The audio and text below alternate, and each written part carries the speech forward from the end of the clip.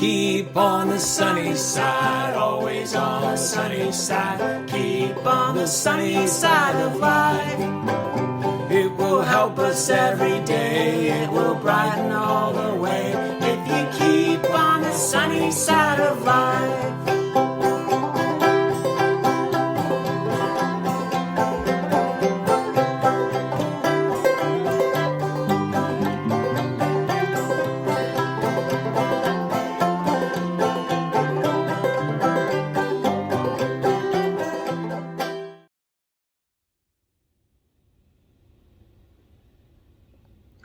Hello, my name is Joe Martin. I'm the pastor at First Baptist Church in Toledo, Washington, and thank you for taking a few minutes to tune in to the midweek message. This is one of those cabin talks again. I have a lot to talk to you about, and I'll probably share some more of that on the weekend, just about where we're going and what we're really all about. I know that many of you already know that we're kind of the church that takes COVID seriously, that if you want to come, we're going to do everything we can to make sure that you can bring your friends and your family as safely as we can possibly do it during a pandemic. And so we do want you to wear a mask. We offer outdoor services.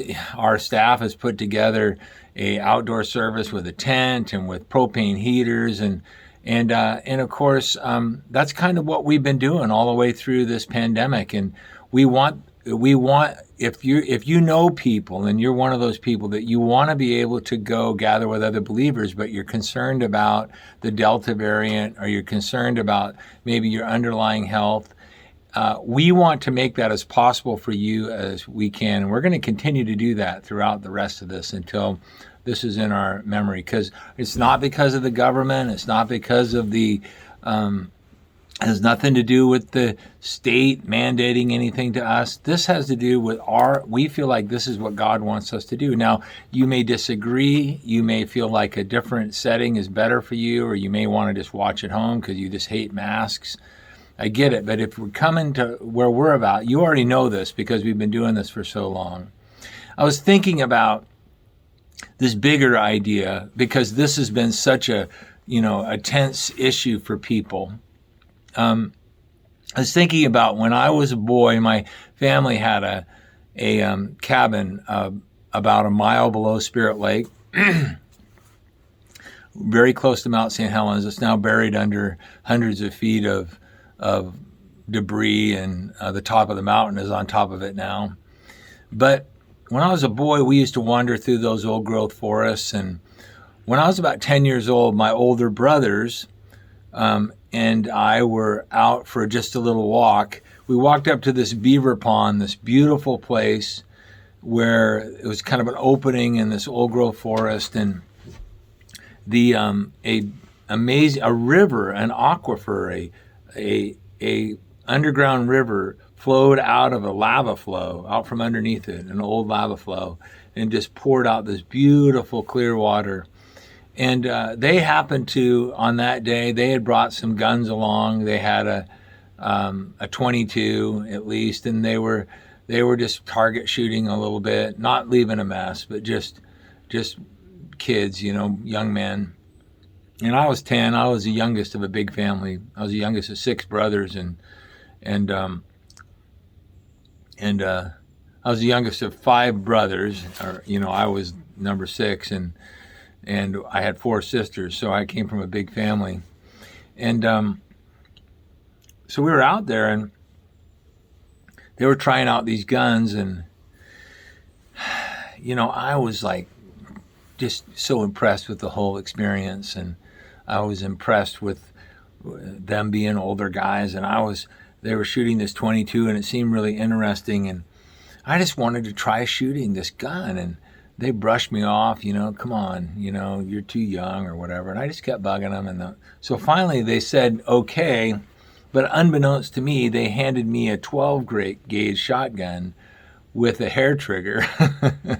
Now, you may not know what that means, but a hair trigger means all you literally have to do is touch that trigger, and and it'll go off. And so they showed me how to hold it, and they took the safety off, clipped off the safety, and they stepped back just to watch and see what happened.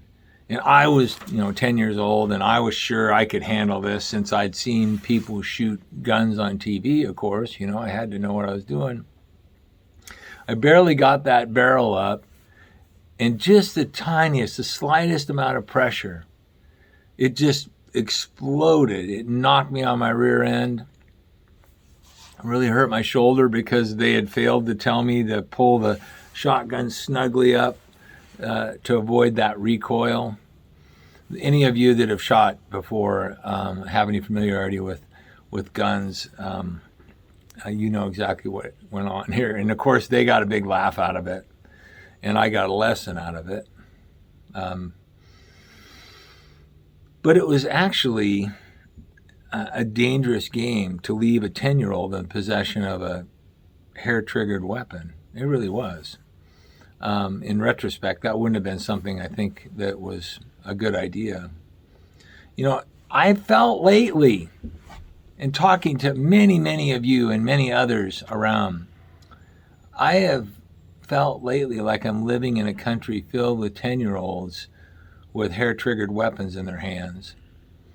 The weapons are maybe phones, and the bullets are words, and those words are either typed or they're spoken.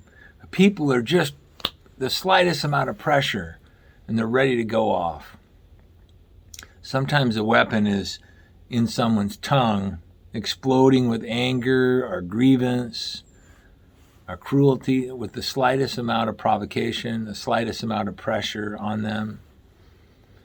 And the sad part is this is all going on while the politicians, and particularly TV preachers, and sometimes just pastors that I think are being opportunistic, and the TV pundits, they set up the spectacle, and they're just sitting back at us laughing, or at least raking in the benefit, perhaps, of this scene, this chaos that we're seeing, and all of this tension. And this is a dangerous game for the souls of God's people, but it's also a dangerous game for our country.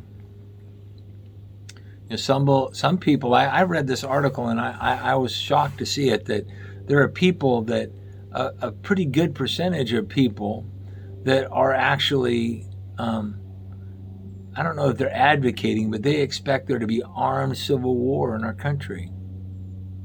It seems like the idea of loving your neighbor, which includes, according to Jesus, those who are different from you, those who have different political agendas and maybe different political allegiances, like the Samaritan. Remember the Good Samaritan? They asked him, "Who is my neighbor?" And then he told the story of the Good Samaritan. There was no group of people that were more at odds than Jewish people and Samaritans.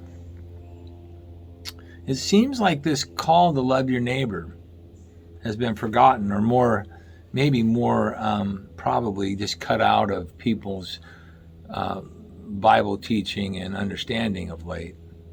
But Jesus said it very clearly when he was asked, what is the great commandment? In Matthew 22, he said in verse 37, he said to him, "You shall love the Lord your God with all your heart and with all your soul and with all your mind. And this is the great and foremost commandment. The second is like it. You shall love your neighbor as yourself. On these two commandments depend the whole law and the prophets." So I wonder, what is going on with people? This country that has so many churches and so many Christians, and I think a lot of Christians just don't want to fight with people, and so they're just not saying much.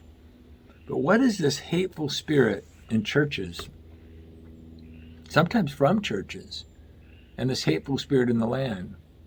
Well, if you still believe in the devil, which I do still believe in the devil, you realize that none of this makes any sense. People say, this makes no sense. Well, it doesn't make sense because you're trying to see it from a purely materialistic standpoint.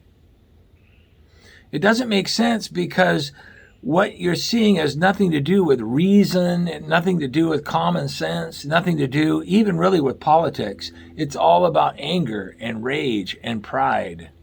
and chaos. It is the spirit of the devil that seeks to divide and destroy love. You say, well, why did he say that? It's the spirit that seeks to destroy all that God does. And remember this, what's the Bible tell us? God is love. So the devil wants to do everything he can to tear down relationships, break up communities, cause you to act in an unloving way. This is the devil's work, to deceive us and to distract us, divide us, and to bring division and hate. And I'm talking to you. I'm not talking about you talking about I'm talking to you. No matter where you fall in any of this, this applies to all of us. I'm talking to you. Not, yeah, you're right. Those people on the other side, or those other people, those others, they're the ones that need to hear this. No, I'm talking to you. I'm talking to me. Yeah, don't say, yeah, that's true for the enemies I hate because they're so bad. All of us have to have the humility to know that you and I can become the devil's tool without realizing it. Peter did. You could do this by failing to love and to do the work of love that goes along with it. You become a wall builder instead of a bridge builder. You become a peace breaker instead of a peacemaker, and it's peacemaking that lets others know, by this they will know you are the children of God. And the reason this happens is you let other influencers turn you into 10-year-olds. These other influencers, all these other influencers that are out there, they're, get tongue-tied, sorry. The devil has lots of help, and not all of them are demons. You let others turn you into a 10-year-old with a hair-triggered shotgun, a hair-triggered weapon. Maybe it's right here, or maybe it's right here. And you know what you'll end up doing? You will continue, or you will begin to bring hurt and not help. So what we have to do is we have to stop and refocus on Jesus and remember what love is and what love isn't. Do you remember? Love is patient. Love is kind, according to 1 Corinthians 13:4. Love does not envy. It does not boast. It is not proud. It is not rude. It doesn't show up at a meeting and, bully and badger and harass people. It is not self-seeking. It is not easily angered or easily provoked. Hair trigger. It keeps no record of wrongs. It does not delight in evil, but rejoices in truth. It doesn't like it when other people that I disagree with get what they got. We feel like they got coming. Yeah, they got what they got coming. It always protects. That's what love does. It always trusts. Love always hopes, always perseveres. And you know what else is great? Love never fails. But where there are prophecies, they will cease. Where there are tongues, they will be stilled. Where there is knowledge, it will pass away. But you know what? We know in part right now. And we prophesy in part. We preach in part. But when the perfection comes, the imperfect disappears. When I was a child, I talked like a child, I thought like a child, I reasoned like a child, and when I became a man, I put childish ways behind me. You know what we all have to do? We have to stop being 10-year-olds with a hair trigger and start rising to the place of the mature person. Love is not easily provoked. It's not easily angered. Love is patient. You know why? Because patience is what God's like. And you know what else? You know why that's important? Because we represent him, and you know what? God is love. The Bible says God is love. Dear friends, 1 John 4:7. Dear friends, let us love one another. For love comes from God. Everyone who loves has been born of God and knows God. Whoever does not love, listen, whoever does not love does not know God, because God is love. You know what love does? Love does no harm to its neighbor. That's what we're about. Love shares the gospel with its neighbor. Love is all about doing. And we're going to talk more about that on about friends and forgiveness. We're going to talk about what love looks like, about love is sometimes really inconvenient. We'll talk about that this week in Luke. You know, these are times to stop just talking about God and start being like God. And remember, God is love. I really hope that you will share this message with other folks. Maybe you have folks, wow, that you haven't been talking to because of these very reasons, this kind of hair triggerism that we got going on. You just want to love them. You know, if you have an insight into something, it's not your invitation to criticize. It's your invitation to intercede. And so I want to encourage, and I also want to encourage you about this weekend. I'm going to talk about this idea of friendship and forgiveness, the love of friends and other people, how we do that, what that looks like. These are times to not just talk about God, but to start being like God, godly. And that means being loving, because God is love. I hope you come.